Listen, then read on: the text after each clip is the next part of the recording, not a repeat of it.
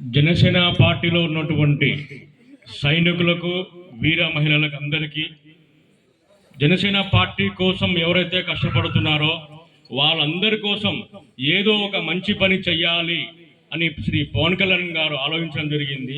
వారి కుటుంబానికి అండా ఎలా ఉండాలి అని ఆలోచించిన తర్వాత ఈ క్రియాశీలక సభ్యత్వ నమోదు కార్యక్రమాన్ని ఆలోచించి పార్టీ సభ్యులతో చర్చించి ఈ మంచి కార్యక్రమాన్ని వాళ్ళు 4 సంవత్సరాల క్రితం క్రియాశీలక సభ్యత్వాలు స్టార్ట్ చేయడం జరిగింది.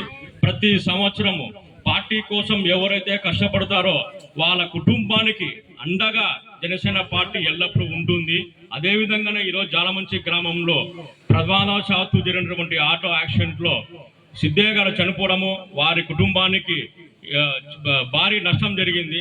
ఆ కుటుంబాన్ని జనసేన పార్టీ ఆదుకుంటుంది అని చెప్పేసి ఈరోజు తెలియజేసుకుంటున్నాము.